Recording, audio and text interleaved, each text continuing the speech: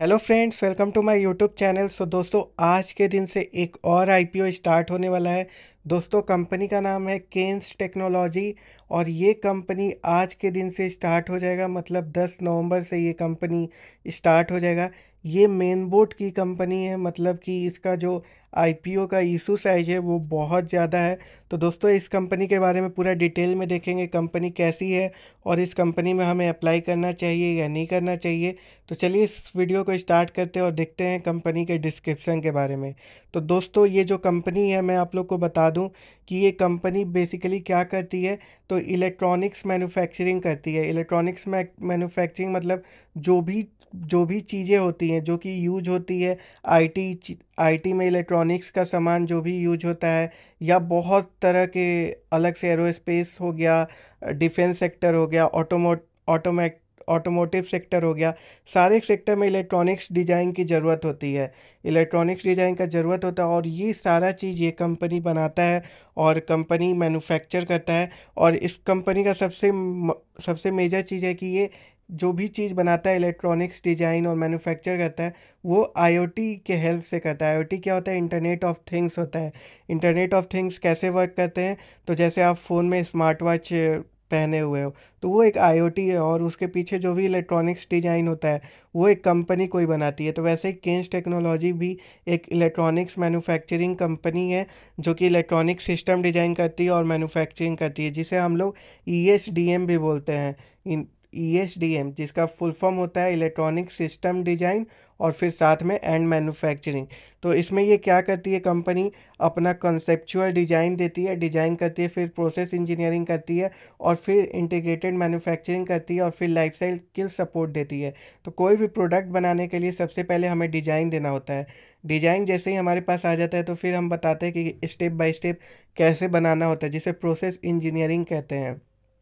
फिर एक बार हमारे पास स्टेप पता हो जाता है तो फिर हम लोग मैन्युफैक्चर करते हैं, जिसे इंटीग्रेटेड मैन्युफैक्चरिंग कहते हैं। जब एक बार मैन्युफैक्चर हो जाता है तो ये लोग क्या करते हैं, एक लाइफ साइकिल सपोर्ट देते हैं जब तक प्रोडक्ट का वारंटी या गारंटी रहता है।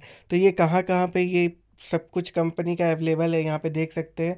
ऑटोमोटिव सेक्टर में देते हैं, इंडस्ट्रियल सेक्टर में, aerospace, defence, outer space, nuclear, medical, railway, IoT, information technology और बहुत सारे सेगमेंट में ये लोग क्या करते हैं, अपना सपोर्ट देते हैं, सर्विसेज प्रोवाइड कराते हैं। तो ये जो कंपनी है वो पहली ऐसी कंपनी है जो कि इंडिया में ऑफ़र करती है डिज़ाइन लेड इलेक्ट्रॉनिक मैन्युफैक्चरिंग, जिसे हम लोग ओरिजिनल इक्विपमेंट मैन्युफैक्चर कहते हैं। मतलब जो कि ओरिजिनल इक्विपमेंट मैन्युफैक्चरिंग ये लोग करती है।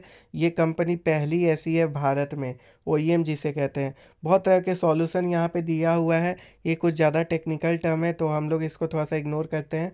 बाकी आप लोग को ये पता होना चाहिए कंपनी कहाँ ऑपरेट करती है, बिजनेस मॉडल कैसा है, कंपनी का स्ट्रेंथ और रिस्क कैसा है, फंडामेंटली स्ट्रांग है कि नहीं। तो कंपनी कहाँ ऑपरेट करती है? तो 8 जगह पे ऑपरेट करती है। इसके मैन्युफैक्चरिंग फैसिलिटी है कर्नाटका, हरियाणा, हिमाचल प्रदेश, तमिलनाडु, उत्तराखंड। ये मेजर जगह है जहाँ पे कंपनी का क्या है कि मैन्युफैक्चरिंग फैसिलिटी है। और कंपनी बेंगलोर में भी है। तो ये बहुत जगह पे है कंपनी का अपना मैन्युफैक्चरिंग यूनिट। और कंपनी का आर&डी भी है, जिसमें कंपनी के टोटल 24 एम्प्लॉय भी हैं, जिसमें इंजीनियर्स होते हैं, डिज़ाइनर्स होते हैं और बहुत तरह के वर्कर्स भी होते हैं। ये कंपनी आईएसओ सर्टिफाइड भी है, तो इस बात का भी आपको ध्यान रखें। और कंपनी अभी तक 31 दिसंबर 2021 तक देखें तो 313 कस्टमर को ये लोग सर्व कर चुके हैं। कस्टमर इन द सेंस जो कि कंपनियां होती है related to automotive, aerospace, defence, industrial, railway, medical, ITS. और ये 313 जो कस्टमर है, क्लाइंट है, ये 20 कंट्रीज में है। मतलब कि इंटरनेशनली भी ये कंपनी प्रोवाइड कराती है अपना सॉल्यूशन। अब आईपीओ के डिटेल्स पे दोस्तों आते हैं। आईपीओ का डिटेल्स क्या है? तो 10 से 14 तारीख तक ये आईपीओ रहेगा, मतलब आज से 14 तारीख तक। इशू साइज इसका 856 करोड़ का है, 856.32 करोड़, 856 करोड़ 32 लाख। और इसमें जो फेस वैल्यू है आप लोग देख सकते हो, 10 रुपीज़ पर इक्विटी शेयर फेस वैल्यू है। आईपीओ का प्राइस है 559 से 587। तो हम लोग मोस्टली 587 को ही कंसिडर करेंगे, तो इस बात का भी हमें ध्यान रखना है। मार्केट लॉट यही है कि 25 शेयर मिलेंगे आपको एक लॉट में। अगर आप अप्लाई करते हो एज ए रिटेल इन्वेस्टर। और ये लिस्टिंग होगा BSE NSE दोनों पे। रजिस्ट्रार इसका link in time India private limited है। तो यहीं पे आपको जाके अलॉटमेंट स्टेटस चेक करना होगा। और जो रेशियो है यहाँ पे देख सकते हैं, QIB के लिए 50% है, रिटेल के लिए 35 और नॉन रिटेल के लिए 15% है। तो ये पूरा रेशियो रहा। बाकी आपको शेड्यूल यहाँ पे दिखा देते हैं। तो अलॉटमेंट इसका 17 को आएगा। लिंक इन टाइम के वेबसाइट पे आपको जाके चेक करना होगा जब भी आप इसमें अप्लाई अगर करते हैं तो। बाकी 18 को रिफ़ंड हो जाएगा अगर आपका अलॉटमेंट नहीं लगता है तो। डीमैट अकाउंट में शेयर 21 तारीख तक आ जाएंगे और लिस्टिंग इसका 22 तारीख को है। तो ये पूरा टाइम टेबल आप लोग नोट डाउन करके रख सकते हैं। ये पूरा टाइम टेबल हो गया। फिर दोस्तों बात करते हैं लॉट साइज और प्राइस के बारे में। तो मिनिमम आपको 25 शेयर के लिए टोटल 14,675 लगाने होंगे रिटेल इन्वेस्टर को। और मैक्सिमम में 13 लॉट लेगा जिसमें 325 शेयर मिलेंगे। और उसके लिए प्राइस होगा 1,90,775 रुपये। तो ये हो गया रिटेल इन्वेस्टर के लिए सब कुछ। स्ट्रेंथ क्या है तो मैंने आपको पहले ही बताया था कि IoT के हेल्प से ये कंपनी क्या कराती है, मैन्युफैक्चरिंग करती है इलेक्ट्रॉनिक सिस्टम डिज़ाइन को। और दोस्तों और भी इनका डाइवर्सिफाइड बिजनेस मॉडल और पोर्टफोलियो है जो कि बहुत तरह के इंडस्ट्री को कवर करता है। बाकी इनके बहुत अच्छा कस्टमर बेस है और रिलेशनशिप काफ़ी अच्छा है। ग्लोबल सर्टिफिकेशन कंपनी को प्रोवाइडेड है। स्ट्रॉन्ग सप्लाई चेन है। तो ये सब चीज़ें कंपनी का जो है बहुत अच्छी चीज़ है। कंपनी के प्रमोटर्स की बात करें तो यहाँ पे 3 कंपनी के प्रमोटर्स हैं।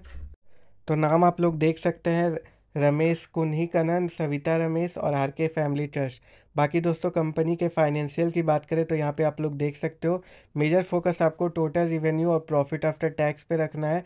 तो 2000 ये जो 3 है ये इसी पे हम लोग फोकस करते हैं। सॉरी, यहाँ पे 3 जो ये है ये तीनों साल के ही फोकस रखते हैं। इसका टोटल रिवेन्यू और प्रॉफिट आफ्टर टैक्स तो अगर देखें 2019 में ये 366 करोड़ था, फिर 370 करोड़ हुआ, फिर 424 करोड़ हुआ।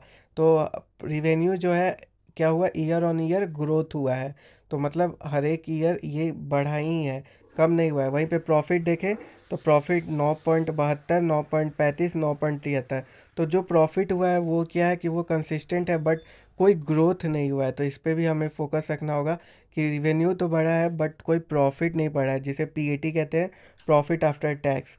तो ये मेन चीज़ है। इसका थोड़ा सा एक ड्रॉबैक भी बोल सकते हैं हम लोग। और ऑब्जेक्टिव क्या है, क्यों कंपनी आई है इतने पैसे के लिए, तो मेन इनका ऑब्जेक्टिव यही है कि थोड़ा सा इनका डेट है जो उधार है वो कंपनी पूरा करना चाहती है। फिर बहुत जगह पे कंपनी मैसूर कर्नाटका में मैन्युफैक्चरिंग फैसिलिटी जो है उसको एक्सपेंशन करना चाहती है, बढ़ाना चाहती है। और मनेसर हरियाणा में भी बढ़ाना चाहती है। तो 2 जगह पे ये अपना एक्सपेंशन करना चाहती है और इन्वेस्टमेंट भी करना चाहती है अपनी सब्सिडियरी में। तो उस चीज़ के लिए भी इन्हें चाहिए और बहुत तरह के कॉरपोरेट खर्चा के लिए इन्हें पैसे चाहिए।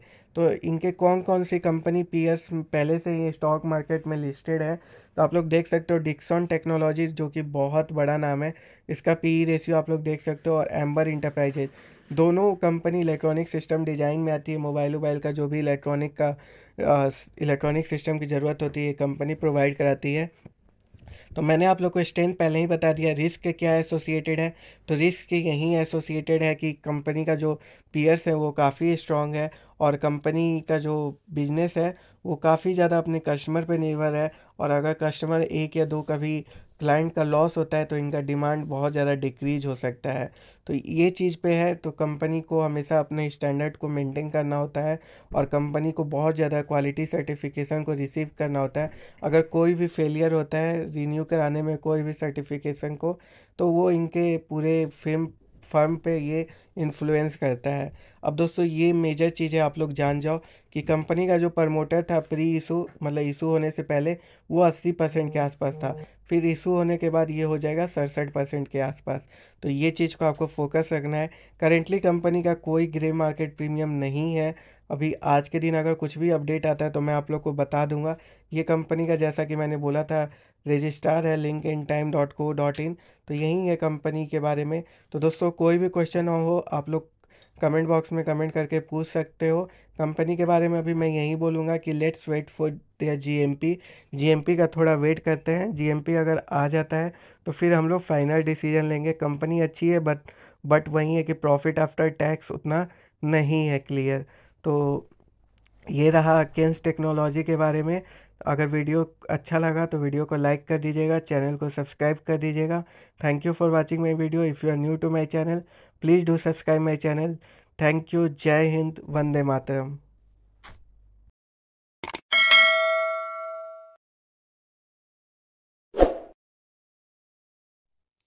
Hello everyone, welcome to my channel. So my channel is all about the stock market update.